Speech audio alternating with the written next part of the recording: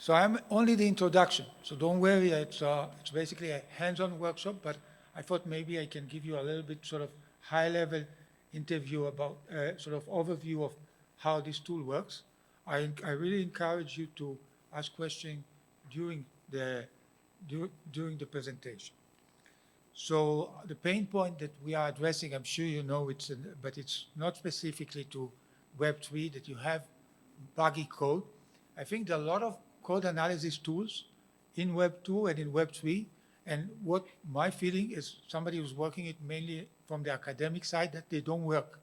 And there are two reasons why they don't work, and you can see it from most existing tools, is that they have false positive and they have false negative. They have many, they miss errors, and actually most of the errors that they report are not real. And this is actually where you will see, if you can come and stay in the workshop, Yura and Sasha and Armen, they will actually show you how to make this tool, which actually works in this, at the moment it's only in Web3 and Solidity and Viper, but we think that this tool can be used also outside the area of Web3. What Certora is doing, and we are building different tools. I'm only going to show you, and this on the workshop it'll be only the Certora prover, but Certora is building different tools for code security.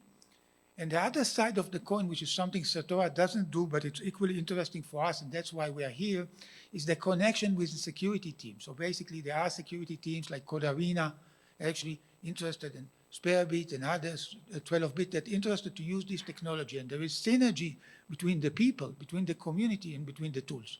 And that's actually something we love about it. And of course, if you want to engage with us, we will get actually a trial key, and you can try the tool. And if you want to work with us and also with Codarena, that's actually doing this, that's great.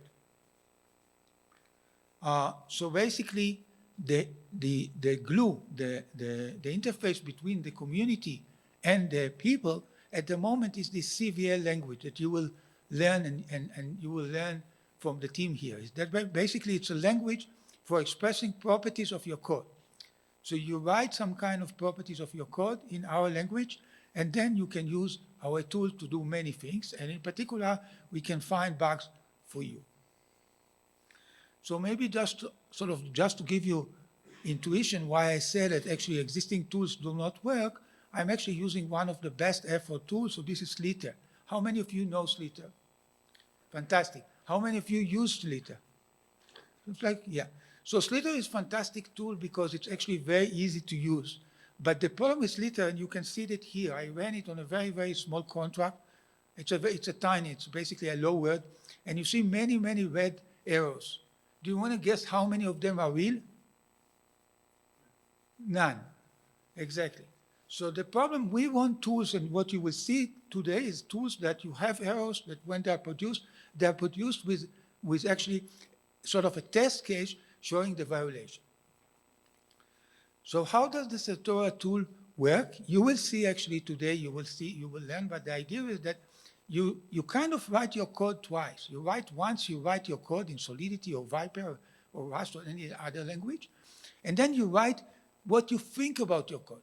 These are specifications. These are some properties of your code.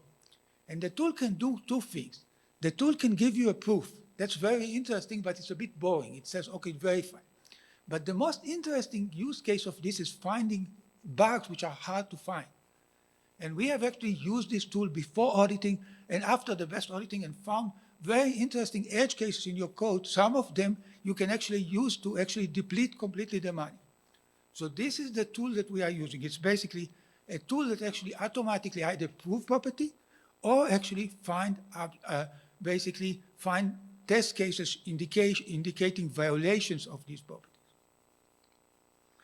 I have to warn you, we are addressing a very, very hard computational problem. It's considered the hardest problem in computer science, and this means that the tool is doomed to fail in certain cases. If your code is too complex, if you have inline assembly, we can handle it, and we need sometimes help from the user. So there are failures of the tool, and there are mechanisms where you can handle failures. So if your code is too complex, and this is unavoidable because we are addressing a problem in computer science which is called undecidable. It means that the computer will always, and since our tool is automatic, unlike existing framework, if you have, this tool is automatic. You just write what you think about your code, and it's almost like unit testing. You get a proof or you get a violation. Inside Certora Prover, I'm not going to be able to show you, but there's a lot of technology involved. There's a lot of technology. It's actually, and interestingly, the tool actually doesn't analyze your Solidity code. It analyzes your bytecode. So it invokes the compiler, and then after that, it analyzes your bytecode. And it's implemented a lot of sophisticated methods that we actually have developed, and were developed in academia in the last 30 years in order to work them. Most of them are relevant not just for blockchain, they are relevant for low-level code. In particular, I want to point out that we have sort of we pointed out about Slither. So inside Certora, there is actually a very complex Slither. There is a very complex code that checks your code. And actually, this complex code, by the way, it found many bugs in the Solidity compiler itself, which are acknowledged by the Solidity team. And the other thing that we are doing, at the moment, you can think of Certora like a kind of smart compiler that compiles your code into a mathematical formula. But this is a naive solution, and usually it works in certain small code. So what we do a lot of things to make your tool work on realistic code. And this is a lot of complex things. There's some information on the website. We actually just published yesterday evening a white paper. We encourage you to read. And I don't know if you got it. So we just published it for this workshop. So please read it. And also, I'm here this week, and there's a lot of people on the team. The R&D team is coming. So please ask us questions. This is just one acknowledgement from the Solidity team about bug. Security bug actually was found by the Certora prover. So how does it work? You will see later from Yura, but the idea is you write your code and you write some invariant. You see, for example, this is a very simple kind of transfer, and the invariant says that the total is equal to the sum of balance, or maybe you say that the sum of the balance doesn't change. And the tool can actually give you a proof that this is preserved. And maybe it's boring because it's very simple code, but this is the kind of things that you can prove. And of course, if you have overflow in your code, then the tool will identify that and give you an edge case for the overflow. But if you do not have overflow, for example, you're using safe mass or you're using Solidity 0.8, then in fact it can guarantee generate a proof. And it generates the proof on the EVM level. So that's nice, but that's kind of boring, I said. This is a bit more interesting. Here is, I guess it's kind of a trivial bug, but this is a case that you have a bug, a code with a bug. I'm sure most of you have seen this bug. It's so silly, but still. Do you know what's the bug here? So the problem is that this code does not maintain the invariant here. Do you want to guess? There is a violation. The tool will find it, but I'm sure you will find it too. It's just a bit. So what can get wrong here? It's almost like the same code. It's like done in two steps. Basically, it's assigned to a local variable, and later on, and then this local variable is stored into storage. Nobody can help? No, so let's assume it's a uint, so balance cannot be negative. Overflow is an interesting thing, but let's assume we are working in safe mass, because otherwise the previous code also has. So let's assume overflow is a bug, but I'm looking into a more interesting bug, and this bug, by the way, allows you to, a lot of money was stolen using this bug. So it's more interesting than overflow. It's almost trivial, but still. BZX, yes? Reentrancy is not a problem here because it doesn't call other code. We can check reentrancy, but here it doesn't call other code. Yes? Exactly. Fantastic. Thank you very much. So it's a self-transfer, and you see the tool actually can find it. So this is the kind of thing that we want to find, and I can show you that we found many more interesting errors, because this is a very simple error. But still, you know, BZX lost few million this way. But this is a kind of bugs that we want to prevent before the code is shipped. So the biggest value of this technology is inside your development. It's basically integrated into your CI. So every time you change your code, you run this thing. You write this specification, and if you write this specification right, you can reuse them every time you change your code. We are finding that sometimes different customers can reuse the same specification, which is fantastic. So what you will learn is writing specification. And specification, one way to think about them, and this is of course go back to Aristo, is invariant. You write some things that you think if this is the property that all your states in your program has to satisfy. And in DeFi, the interesting thing when you have assets, you want to basically make sure that you have the enough asset to cover your bill. And this is what you have to write, and you will see later in the workshop that you write these invariant. And what Certora does, it does two things. It basically builds you these tools, and these tools you can actually write invariant and you can check them. And it's basically a tool for the community, for auditor, for security researcher, for developers to write this invariant and to check whether they hold or don't hold. How is Certora doing today? So this is just, so you see that actually Certora is actually protecting some of the most important protocols in this space. We are actually analyzing many, many lines of code. Actually, if you count in EVM, it's even more. The thing that we are, and people run it, like there's companies who run it actually more than us. It's a cloud-based, you will see. The thing that we are very, very proud of, the bugs that we have prevented. So with this technology, we have prevented a lot of security bugs. And I will give you just example, but you'll see a lot of our website and some actually acknowledged by our customers. So maybe I just give you a few kind of examples that we found. So sort of the biggest property that you can think for DeFi is solvency. It means that even if everybody goes to the bank, you can still get your money. So maybe insolvency means that you are bankrupt. And these are insolvency issues which are found by the Certora approver after manual audit. So these are teams which are very, very careful about security. They use the top, and you see that they use the top auditors, and we run the tool after the top auditor said that the code is correct, okay? And these are the bugs that are found by this technology, and I think this is actually how you can measure this technology, how many bugs are found. How is this technology compared to other tools? So of course, there's no silver bullet, and even if you run formal verification, it's not actually silver bullet.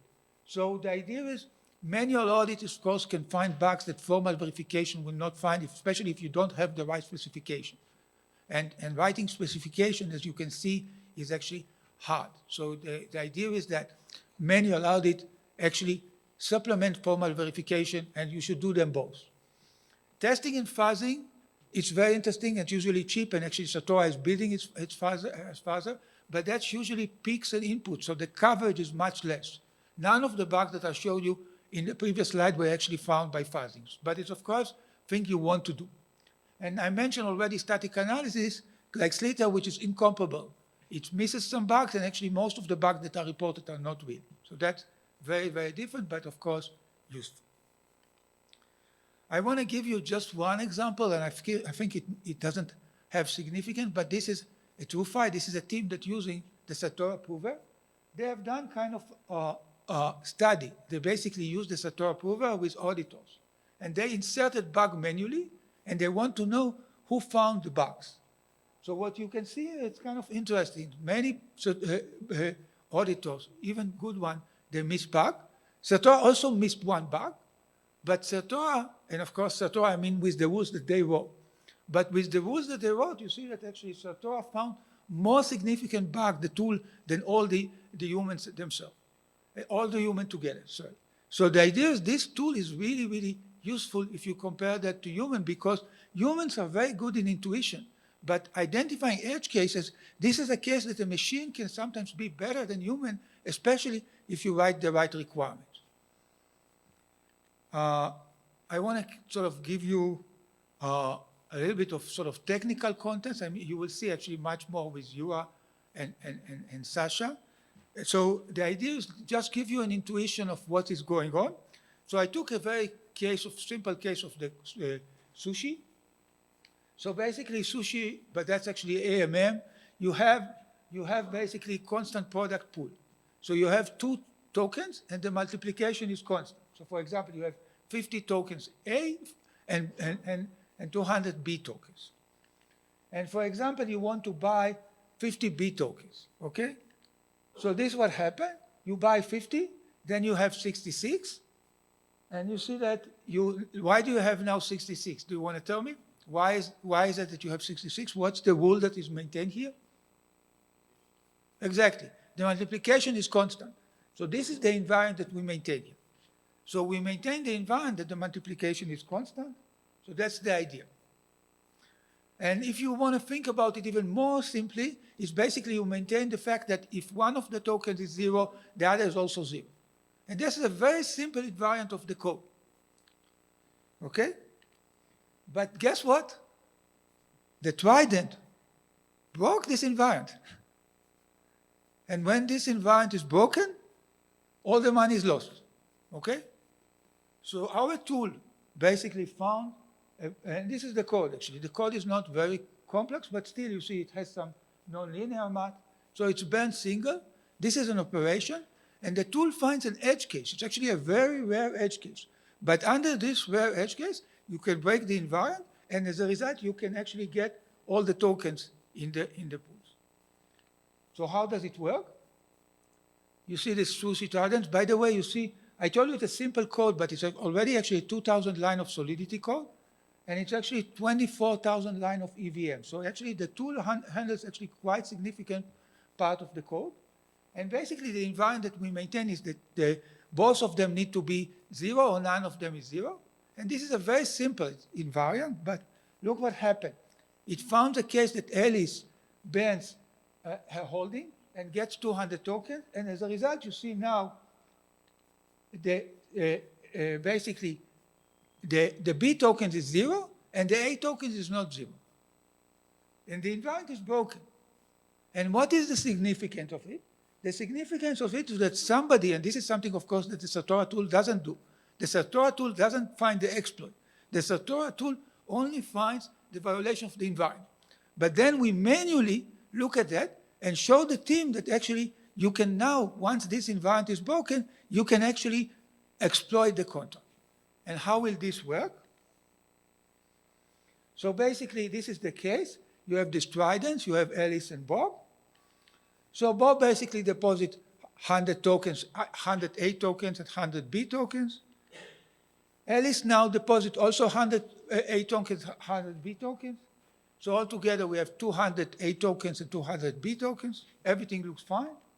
There is also something about LP shares, but I'm not showing it to you because it is not relevant to us. But of course, there are LP shares. I'm not showing it to you. It's not relevant. And then Alice transfers A tokens to Trident. So you see now there's a lot of money in the case. But now Alice can burn her holding.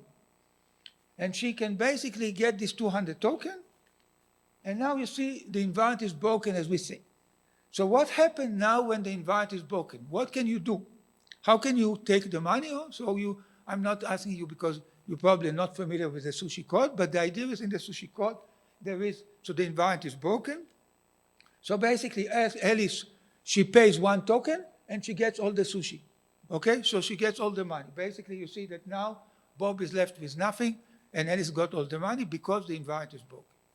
So this is exactly what we want to prevent, and actually formal verification is one of the tools to get this. I want to give you just another example. It's even more interesting, I think, because it's an example that's found by a team. It's found by the maker team. And basically, this is a code that was actually live for 4 years. And actually, they basically, this code, I think, holds about $6 billion. And you see there's actually Kurt Berry, fantastic developer at the SUSHI team, at the maker team. He basically wrote the invariant with the Certora prover, and the Certora prover says it's not invariant. And usually, you know, when we work with static analysis tool, when it is a violation, we suspect the problem, there is a problem in the tool. But no, in this case, it's a problem in the code. The invariant is broken because there is a problem in the init case. So basically, there is a complicated invariant. It's a bit complex. It has some sum about, and actually what it says is that it's a stable coin. So the die actually represent a stable coin. And guess what? The tool actually can show you that under certain cases, it's no longer a stable coin. And it actually show you, you see that the init has an edge case. In the edge case of the init, it's not a stable coin. I want to actually just give you a little bit of why we are doing all these complex things. So there's a lot of other projects. They are open source. At the moment, we are not open source, including these are a lot of some fantastic academic colleagues. I guess there is a Misten lab. They have the Move language. So a lot of people have actually formal verification, and it's called vanilla. And what they do, they reduce to SMT, which is what we do too, but it's only the beginning. So basically, the idea is that you can actually build a tool for formal verification, at least an initial tool, very easily. You basically reduce, it's like you take your code and you convert it to mass, and then you use a solver either to find bugs or prove their absence. So that's basically the idea of the vanilla solver. You see, I take this code with a bug, and you see that actually each line of the code is converted into a mathematical equation. And it looks almost the same, but it's not exactly the same. In the left-hand side, you have a code. In the right-hand side, you have mathematics. In particular, for example, in the left-hand side, you have 256 integers. In the right-hand side, you have mathematical integers. And in the right-hand side, we can actually reason about the behavior precisely. And then, basically, the tool automatically finds the bug. This is the vanilla verification. And this is something that I have to, I'm not going to explain to you, but if you do this vanilla verification on interesting code, it will not work. And what we have in Certora, we have mechanism to avoid that. And we are not actually doing this vanilla. We are starting with this vanilla verification, but we are doing more things to make formal verification work. And the key idea is actually specialization. We basically sort of do things which are specific to DeFi. We understand something, and we understand some invariants, some properties of your code that makes this formal verification feasible. And this is actually why we can catch all these bugs. So when I told you that we handle EVM, I cheated a bit in a sense that we actually handle EVM that we like. But we can check if the EVM is the EVM we like, and of course this is checked by computer. So the tool is fully automatic. The tool handles your code and checks the properties and verifies it. And basically, I'm just repeating, we need this simplification for financial systems because there's a lot of things that make formal verification hard in financial system, nonlinear mathematics and other things. I just want to point out that we found, as I said, many bugs in the compiler, basically using our analysis. So these are bugs that we found. All of them are disclosed and actually fixed, I guess, within usually a week by the Solidity team. Let me just give you one to give you intuition. So basically, there is persistent torrent in the EVM, and it's separated from the memory. And you see that actually this is the code that the Solidity compiler had to check that. So you see that anybody spots the bug here. So basically, you see that anybody with a good eye on code? Do you see the bug here? It's actually very silly, but it was found by our tool, but a human also, if you look at it. Do you see the bug? So this code is buggy. It's meant to check your memory that you don't do buffer overrun, but in fact, it allows you to do buffer overrun. Do you see the bug? Okay, so basically, you see that this here, it says if A length is greater than 31, then it says if A length is equal 0. This is not reachable, and even worse, it is not checked where it's supposed to be checked. So this is redundant. The problem is that the Solidity compiler guy, I guess he worked too late. So instead of writing this if here, he wrote the if here. So this is a bug in the compiler itself, which was actually caught by the Certora tool. And that's the idea. So basically it allows you to actually read memory. So you can read memory out of bound, which we don't want. And of course, It is actually prevented by us using formal verification. I think we are preventing more interesting bugs, but then we need specification. But this is a case that we even don't need the specification to find bugs. I want to conclude. Basically, this tool for formal verification that you see, it's basically give you the ability to check the properties of the code, and we reason about very, very complex things on your code. I think we have this analysis, which we call pointer analysis. We analyze the memory in a precise way. I didn't explain, but if you want, there's a lot of information in the website and in the white paper. And basically, the importance of this technology is the bug that we are preventing. Maybe just to give you a quick overview, because you probably heard a lot of tools. There's a K framework, there's Coq framework, there's Isabel, a lot of tools. So these are these are academic tools. They're very interesting. A lot of people have been working on it. And on the right-hand side, you see industrial tools. They're equally interesting. These are things like Mitzville by Consensus, Echidna and Manticore and Slither by 12-bit. So all of this, so these tools are very scalable. These tools are very hard to use, and you can check, because it actually requires different things. And where is Certora? Hopefully, Certora wants to be somewhere in the middle. Certora wants to be almost as expensive, as powerful as this, but he wants to be something that you can use and you can judge yourself if you stay for the workshop, if this is where we are. But if you want to compare, we have teams which used to work in Maker, and you can ask them. They like the Maker, to use in K. For example, the Maker team, they work long time with K framework, and you can see. So basically, using our tool is much easier. It's almost feel like a unit test, and you will be the one to judge.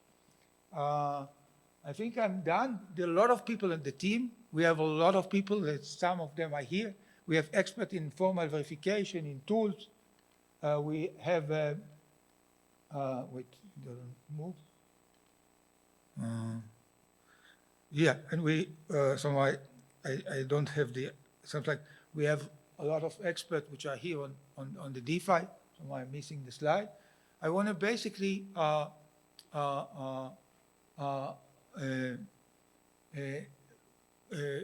finish this talk by the sort of tell you few lessons, and of course I've been in this space for a long time. Formal verification is a very, very beautiful area of computer science, and a lot of very good results. I don't know if you know, in computer science, there's a thing which is called Turing Award, like a Nobel Prize. The most number of Turing Awards are in formal method, but there are a lot of people miss a lot of things, and there are a lot of myths about formal verification which are not real, and I want to basically point out to you, because there's a lot of hype here, especially in the area of smart contract, but not only. So the biggest myth on formal verification is only for proof, but actually I think it's wrong. The biggest value of formal verification is actually is finding bugs, not actually the proof. So that's actually, and actually I'm not the first one to say, it's actually people have applied formal verification hardware, and by far they reached that. The other thing which is actually not well understood is that people think that formal verification is hard because it's hard computationally. It's of course true, but the hardest problem in formal verification is actually writing the specification. And I think this is where in blockchain it's very interesting. There are a lot of other things, but I want to, and I already mentioned that formal verification does not replace auditing, but maybe the last thing, this is what I want you to come from this talk, is that formal verification is not a one-time deal, and you don't want to start it late. Formal verification is something that you want to integrate into your development, and you want to start early. And if you are an early project, and if you are working on an early project, whether you're using our tool or not, it doesn't matter. But start thinking about at least formal specification, and even later formal verification, or even tools like Echidna, Slither, or any other tool. When you start developing, that's much easier and it's much more useful. I'm done. I want to say, basically, we are working on this area of DeFi or smart contract. You will see a lot of things, but we have a lot of things about the specification. And we have a lot of other tools for checking the specification. So I'm ready to take questions. I'm hoping you'll get some questions, but you also get the other people who will give you more technical and hands-on experience. But I'm happy to take questions. No questions? Thank you very much. Thank you for your time.